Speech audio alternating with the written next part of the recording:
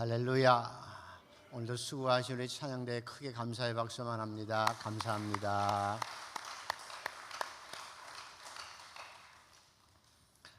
심리학자 조지 하버드 머드라고 하는 분이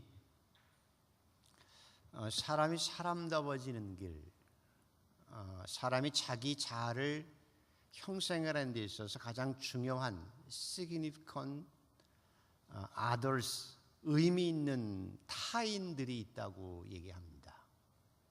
쉽게 말하면 사람이 어디서 태어나느냐, 누구를 만나느냐, 그 특정적인 대상이 우리 사람 됨됨이를 형성해 가는 데 있어서 매우 중요하다는 것입니다.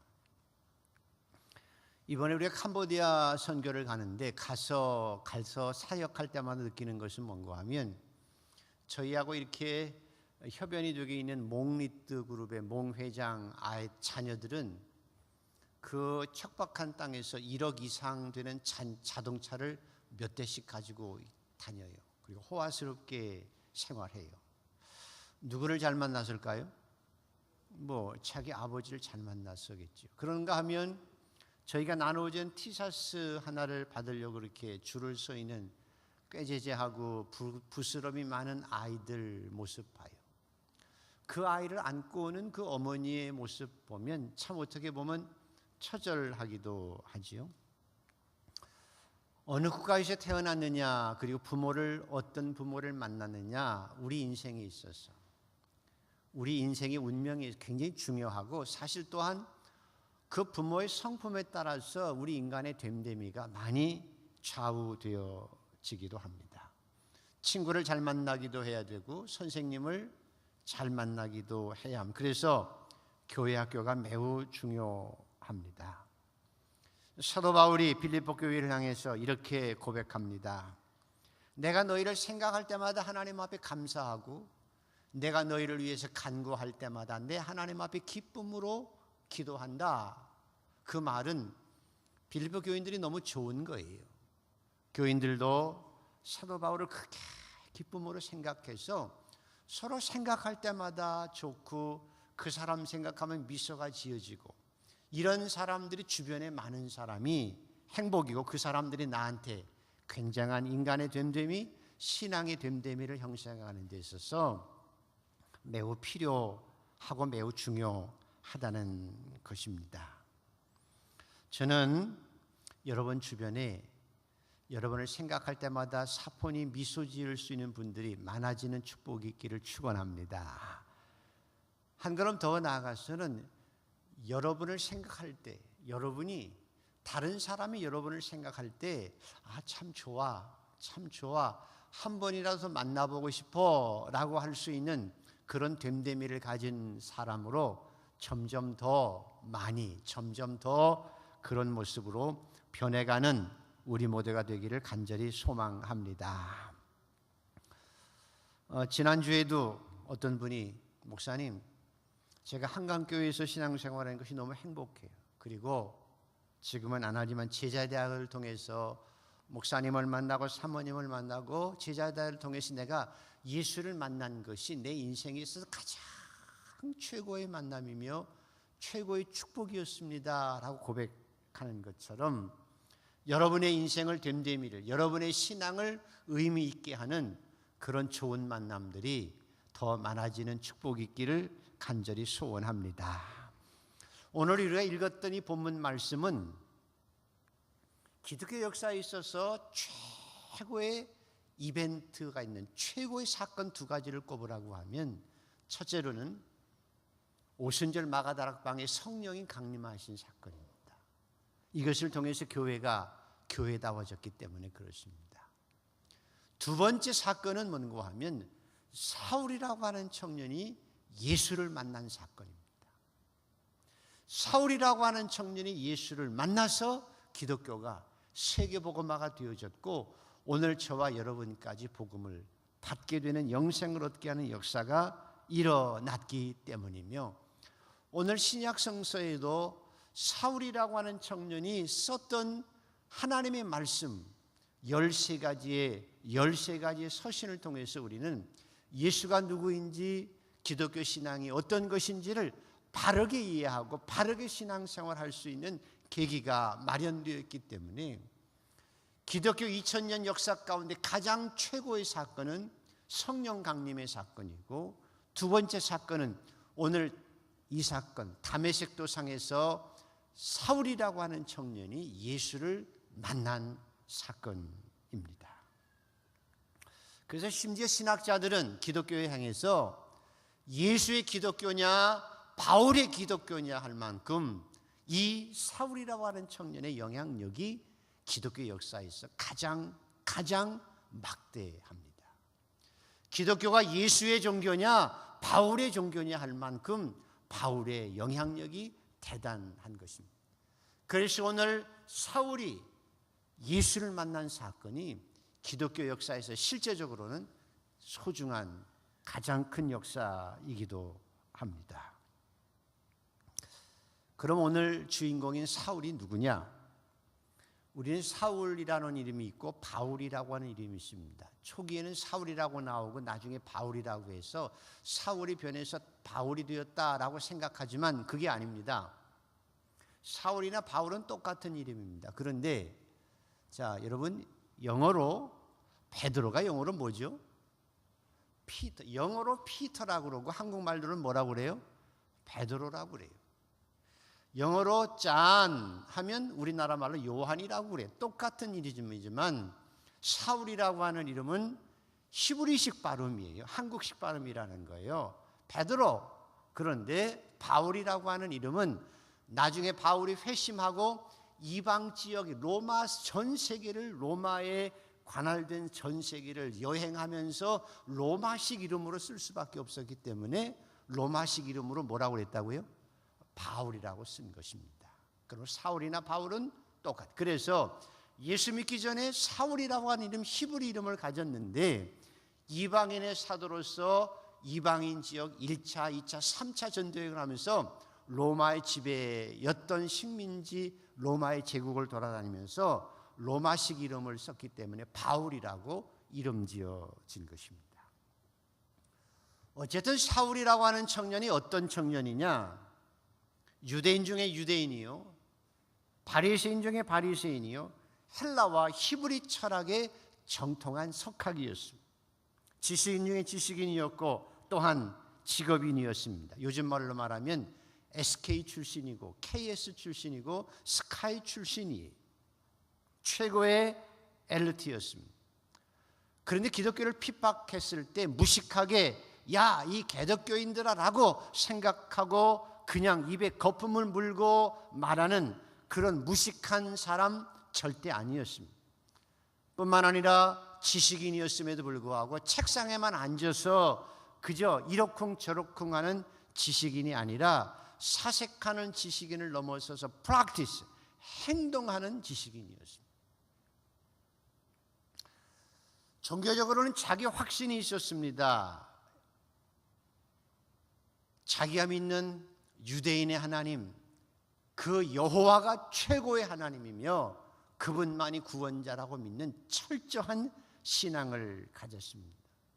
그 하나님에 대한 열정이 있었습니다. 또한 자기 행동에 대해서 책임질 줄 아는 책임적 인간이었습니다.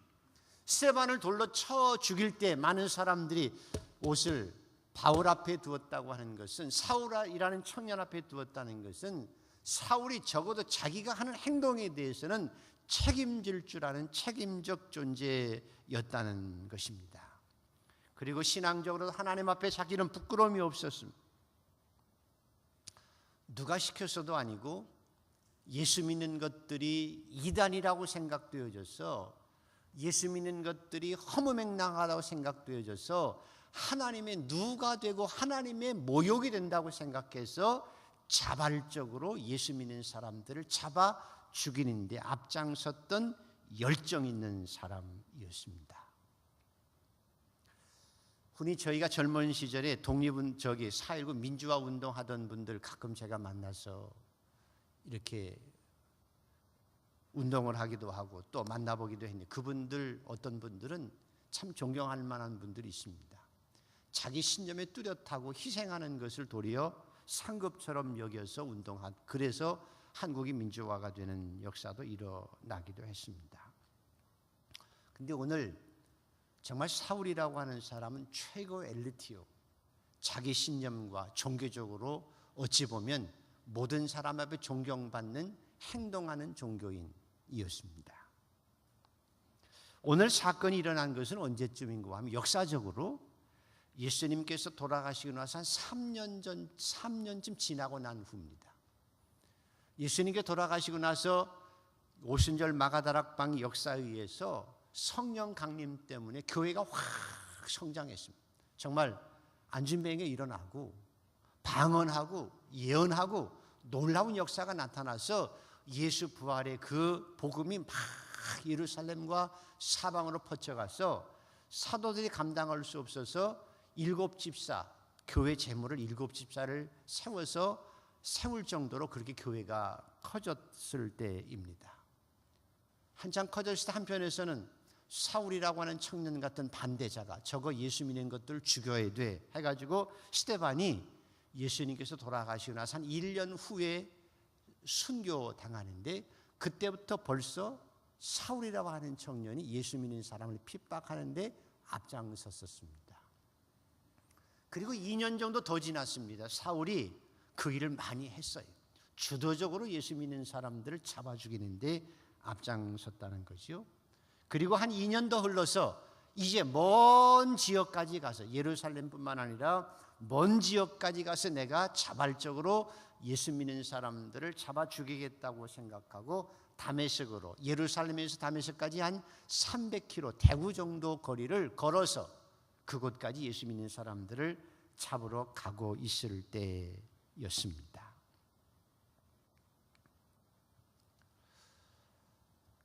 근데 왜 사울이 예수 믿는 사람을 잡아 죽이고 스데반을 죽이는데 앞장섰을까? 그것은 예수께서 부활했다고 하는 것까지 받아들일 수 있었습니다. 왜? 사도 바울은 사울이라고 하는 청년은 바리새인이기 때문에 구약 성경에도 죽은 자가 살아났던 걸 알기 때문에 예수가 부활했다. 거기까지 인정하겠다. 근데 더 중요한 것은 예수라고 하는 자가 메시아다. 예수가 민족을 구원하고 유대 민족을 세계 만방의 민족으로 내세울 수 있는 메시아라고 하는 것에 대해서는 도저히 용납할 수가 없었다는 것입니다. 예수가 누구냐? 목수 아들이에요. 그래서 성경을 자세히 보면 요셉의 이름이 마태복음에 나오지 그 후에는 마리아의 아들 예수, 목수 이렇게 나옵니다. 아버지가 일찍 돌아가셨든지 그랬을 것 같아요. 그러니까 예수의 아버지 이름이 아니고 마리아의 아들 목수 예수가 아니냐라고 얘기해요. 나사렛 출신 촌놈, 그것도 아버지는 별로 나오지도 않고 어머니 품에서 자란 목수 그 예수, 가문도 나사렛 출신이에요. 촌놈 출신이에요. 가문에 뿌듯한 장관이 있는 것도 아니고 가문을 내세울 수 있는 것도 아니고, 그런데 그 사람이 메시아고 하나님이 보내시는 하나님의 아들이라고 하고 다니는 것, 이거는 용납할 수 없는 거예요. 자기 신앙의 상식으로는 그가 하나님의 아들이고 메시아다 있을 수 없어요. 메시아는 저렇게 탄생하는 것이 아니고 다윗의 후손으로 뭔가 가문도 있어야 되고 자기처럼 PhD도 가져야 되고 따라다니는 제자들이 뭔가 유식한 사람들이어야 되는데 갈릴리에서 고기 잡던 사람들만 따라다녔던 그 예수, 그가 메시아라면 내가 손에 장을 쥐지. 이건 민족의 수치라고 생각했던 것입니다. 그래서 하나님에 대한 모독이요, 민족에 대한 수치요, 우리 신앙에 대한 부끄러움이라 생각해서 예수 믿는 것들은 죽여야 한다고 자발적으로 자기 신념 가운데 예수 믿는 사람을 잡아 죽이려. 그래서 오늘 또 의기 있게 당당하게 하나님 앞에 감사하며 담에석으로 예수 믿는 사람을 잡아 죽이려 가고 있는 겁니다. 그것도 살기등등하다는 말은 자신만만하게 당당하게 간다는 것입니다. 자, 성경을 한번 읽어볼까요? 9장 1절에서 2절 자, 같이 한번 읽습니다. 시작. 사울이 대하여 여전히 위협과 살기가 등등하여 대제사장에 가서 다메섹 여러 회당에 갈 공문을 청하니 이는 만일 그 돌을 좇는 사람을 만나면 물론 남녀 결박하여 예루살렘으로 잡아오려 함이라. 사울이라고 하는 청년이 예수 믿는 사람을 핍박한 지가 벌써 3년, 만 3년이 지난 거예요. 얼마나 많은 일이 있었을까요? 다메섹까지 가고 있습니다. 왜? 모든 사람 앞에 박수 받으면서 다메섹으로 의기양양해서 가고 있는 것입니다. 그런데 사건이 나타났죠. 자, 3절에서 5절까지를 한번 읽어봅니다. 시작.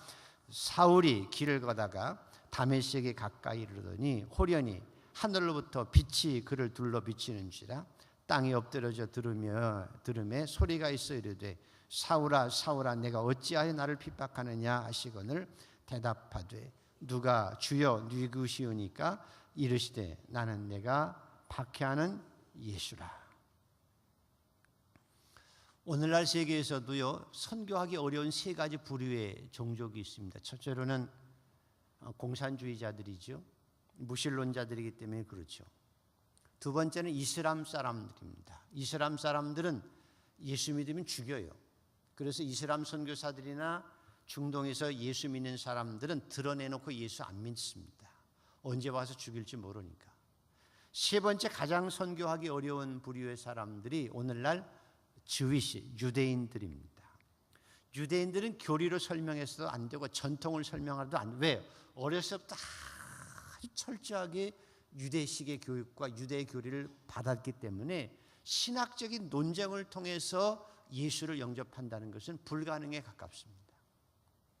근데 이 유대인들이 예수를 믿어요. 그래서 요즘에 미국이나 세계 방방곡곡에 주이시 크리스찬들이 가장 어렵게 예수 믿는 주이시 크리스찬들이 많아져 가고 있어요. 근데 너무 재밌게도요. 이 주이시들이 크리스찬이 됐던 사람들의 신앙 고백을 들어보면 당신 어떻게 돼서 예수 믿게 되었어? 라고 물으면 내가 성경을 읽었어요. 내가 예배에 참석했어요. 친구 권유를 받았어요. 라고 하는 게 아니에요. 가장 많은 수가 예수를 유대인으로서 예수를 믿은 주이시 크리스찬들의 가장 많은 수가 어떻게 예수를 믿었어요? 라고 얘기하면 회당에서 하나님 앞에 기도하고 있는데 환상이 나타났는데 십자가가 딱 나타났어요. 그리고 꿈에 예수라고 하는 사람이 나타나서 너 내가 메시아다라고 말씀하셔요. 그래서 주이시 유대인들 가운데 가장 예수를 많이 믿게 된 통로가 뭔가 하면 교리가 아니에요. 친구 전도가 아니에요. 예배 참석하는 것이 아니라 자기들 나름대로 신앙생활 열심히 하다가 십자가나 예수 그리스도의 환상을 보고 확신을 믿고 그리고 예수가 메시아구나 라고 생각하고 예수 믿는 사람이 가장 많아요. 그래서 그들은 유대인들도 말이에요. 유대인 중에 예수 믿는다고 하면 돌 맞아요. 근데도 당당하게 예수를 끝까지 믿고 믿음을 지키는 이유는 자기가 체험했기 때문이라고 간증해요. 우리나라가 해방될 때 1945년에 우리나라 인구가 2천만 명이었습니다. 2천만 명이었을 때 기독교인 숫자가 얼마였었는가 하면 남북한 합해서 30만 명이었습니다. 북한에 20만 명, 남한에 10만 명, 2천만 명 인구 중에 해방되었을 때 기독교인이 30만 명밖에 안 됐습니다. 1.5%였죠. 왜 이것밖에 안 됐느냐? 일제시대 때 교회 생활하기가 너무 힘들었어요. 그래서 믿음을 지킨 사람들이 그렇게 많지 않아서 해방될 당시에 겨우 30만 명밖에 안 됐어요. 근데 지금 60년이 지난 지금 우리 기독교인들은 이 땅에 650만 명, 13.3%의 650만 명 정도가 우리 기독교인이에요. 30만 명밖에 안 되는 기독교인이 60년 동안 650만 명이 될 수 있었던 비결 분석해 보면 첫째로는 이승만 대통령의 공헌이 가장 컸어요. 기독교 교육을 장려했거든. 가장 컸어요. 두 번째는 선교사들이 세웠던 기독교 학교의 영향이 두 번째 컸어요. 근데 그것을 다 넘어서서 절대적인 영향이 있었던 것은 60년대, 70년대, 80년대에 일어났던 성령 부흥운동이 곳곳마다 부흥회가 열렸고 곳곳마다 성령의 충만함이 임해서 많은 사람들이 성령의 충만함을 체험하고 그리고 변화되어서 예수 그리스도를 전하고 그래서 오늘날 650만 명까지 기독교인이 늘게 된 것, 이 세 가지 요인이라고 분석합니다. 오늘 사울이 예수를 만나는 거예요. 사울 같은 청년이 변한다는 건 불가능했어요. 그런데 사울이 예수를 만난 거예요. 사울아, 사울아, 누구십니까? 이렇게 당당한 사람입니다. 누구냐고 물을 수 있었던 아주 당당한 사람, 확신 있는 사람. 네가 핍박하는 예수다 라고 말씀할 때 그 네가 핍박하는 예수라 말씀하시고 예수님께서 사울을 만나 주셨을 때 그리고 부활하신 예수 그리스도를 직접 그가 만났을 때 그 머릿속에 30년 동안 쌓아왔던 모든 지식과 자기 신념과 유대적 사상, 바리새적 전통, 하나님에 대한 자기 지식, 자기 열정이 완전하게 박살나고 만 것입니다.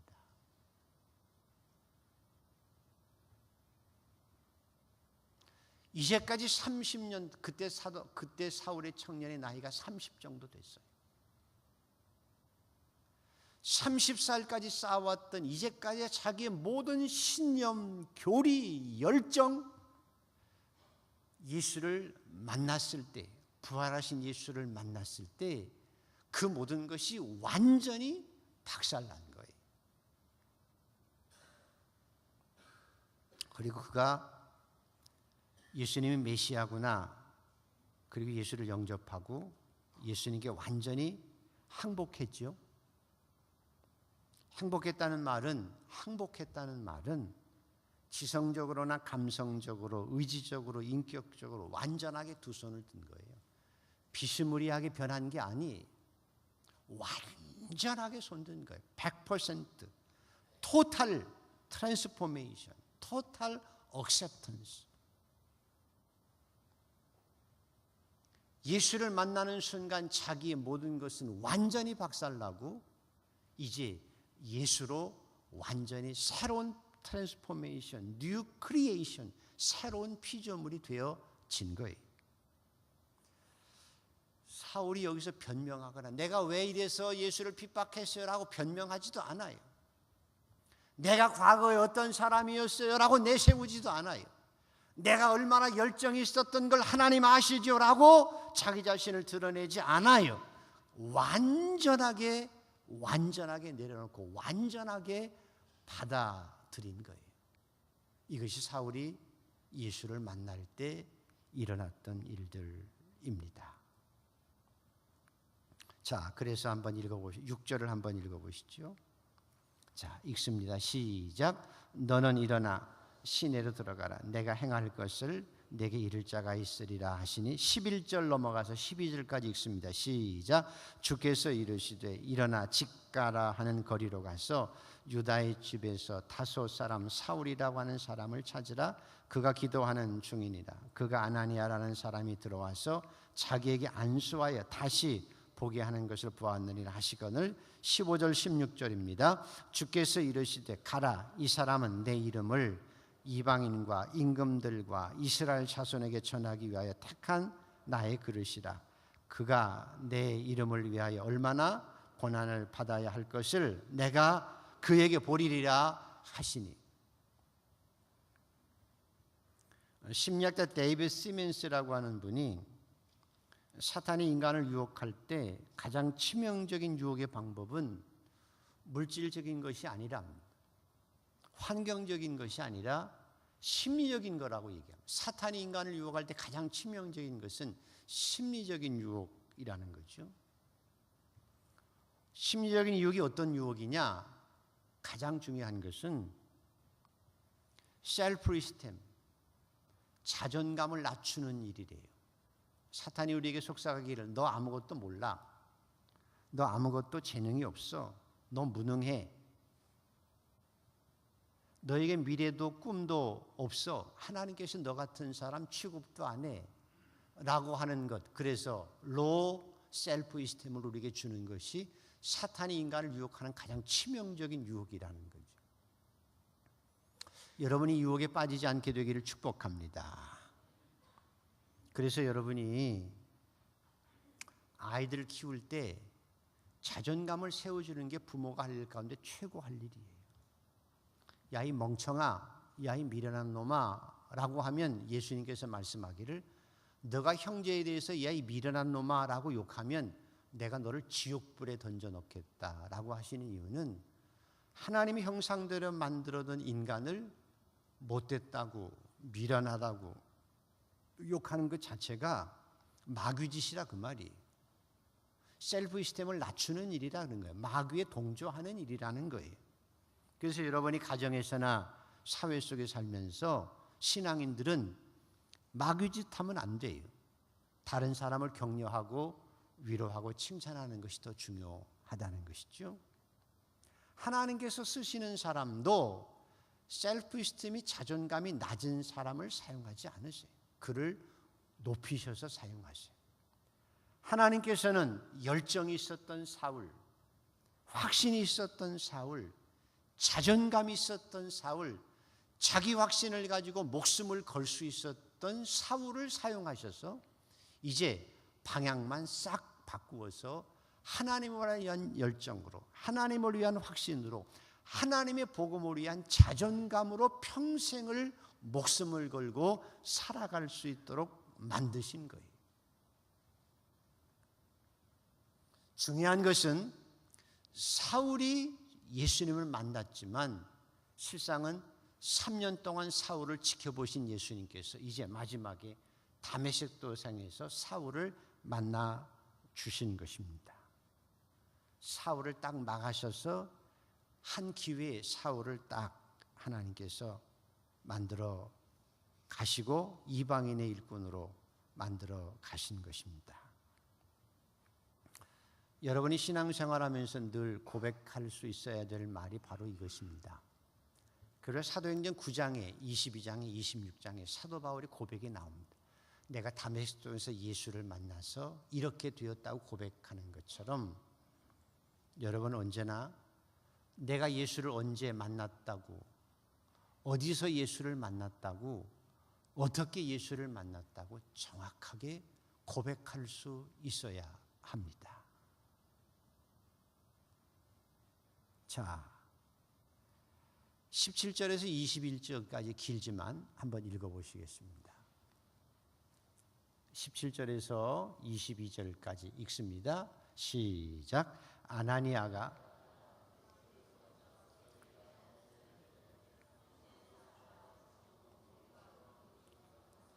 예수께서 나를 보내어 너로 다시 보게 하시고 성령으로 충만하게 하신다 하시니 즉시 사울의 눈에서 비늘 같은 것이 벗어져 다시 보게 된지라 일어나 세례를 받고 음식을 먹으며 강건하여지니라. 사울이 다메섹에 있는 제자들과 함께 며칠 있을 때 즉시로 곧 회당에서 예수가 하나님의 아들이심을 전파하니 듣는 사람이 다 놀라 말하되 이 사람이 예수 예루살렘에서 이 이름을 부르는 사람을 멸하려 하던 자가 아니냐. 여기 온 것도 그들을 결박하여 대제사장들에게 끌어가고자 함이 아니냐 하더라. 사울은 힘을 더하여 예수를 그리스도라 증언하여 다메섹에 사는 유대인들을 당혹하게 하니라. 사탄의 속임수가 있습니다. 오늘 현대 그리스도인이 속는 사탄의 속임수가 있습니다. 뭔고 하면 너희가 믿음으로 의롭게 되어 거듭나고, 다시 말하면 중생하고 거듭났어도 변화가 뒤따르지 않을 수 있다고 생각하는 것이 사탄의 속임수입니다. 네가 중생했어도, 네가 예수를 만났어도, 네가 거듭났어도 삶의 변화가 뒤따르지 않을 수 있다. 믿음으로 의롭게 되어지기 때문에 믿음으로 의롭게 되어져도 삶이 변화가 되지 않을 수 있다고 생각하게 하는 것은 사탄의 속임수입니다. 오늘 성경에 여러분이 성경을 누누이 보듯이 오늘 성경에도 보면 예수를 만난 사람은 누구나 반드시 엄청난 삶의 변화를 겪게 됩니다.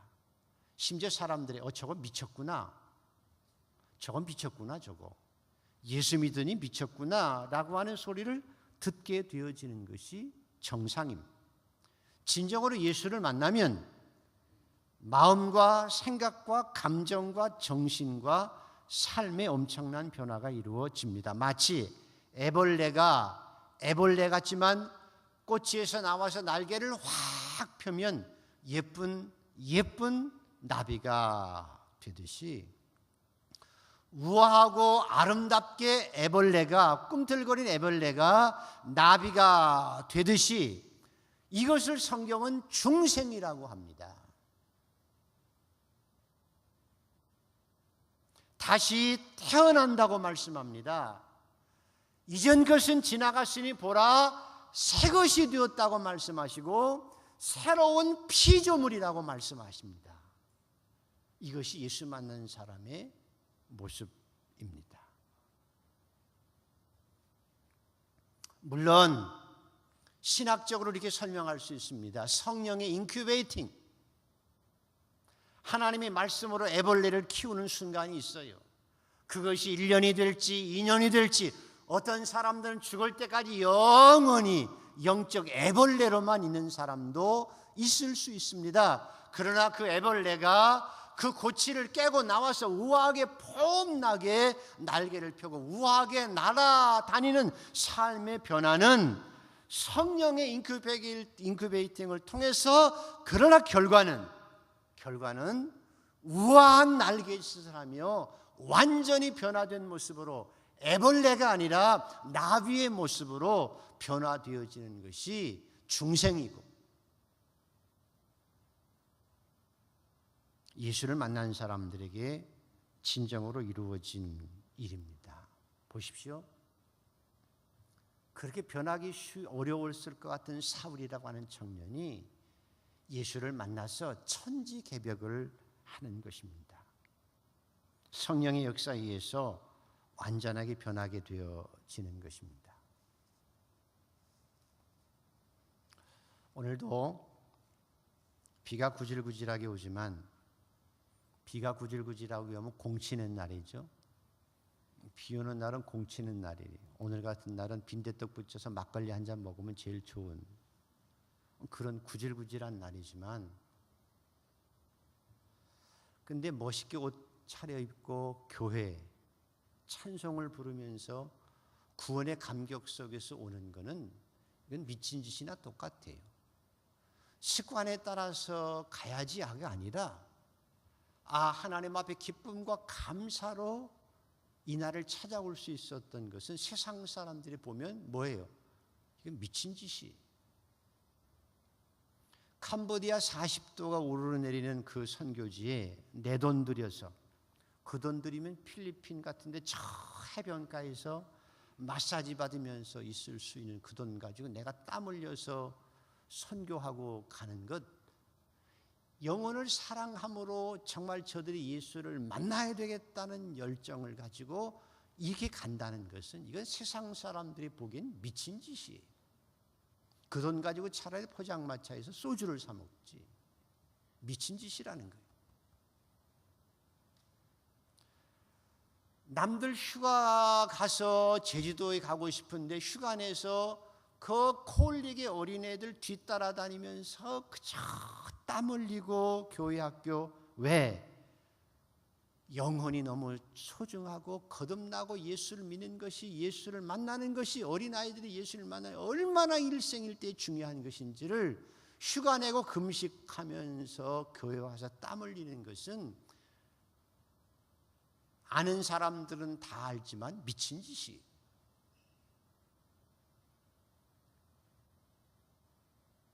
사람 죽었을 때 아버지가 돌아가셨는데 영광일세 영광일세 내가 누릴 영광일세, 하나님의 나라를 진정 바라보면서 찬양하는 사람이 있다면 세상 사람들 보기엔 미친 짓이. 그러나 그게 예수 믿는 사람의 증거예요.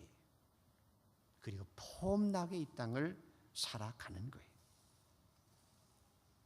그리고 나서도 사도 바울은 1차, 2차, 3차 전도여행을 다니면서 수많은 위협과 수많은 매와 감옥에 갇히며 수없는 파산을 통해서 강물의 위협과 강도의 위협과 이방인의 위협과 광야의 위협 같은 걸 다 헐벗고 굶주리며 하면서도 내게 달려갈 길을 다 마치고 달려간다고 하는 고백 가운데 내가 만난 그 예수, 내가 만난 부활의 그 예수, 나도 그 영광의 부활에 참여하기 위해서 이 많은 고통이 도리어 나에게 은혜라고, 나의 나됨은 하나님의 은혜라고 고백하며 살아가고 있는 사울, 그 청년은 미친 거예요.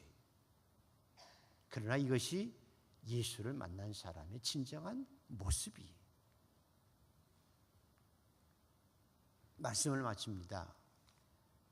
사랑하는 성도 여러분, 저와 여러분 얼마나 좋은 세상에서 예수 믿고 있는지 몰라요.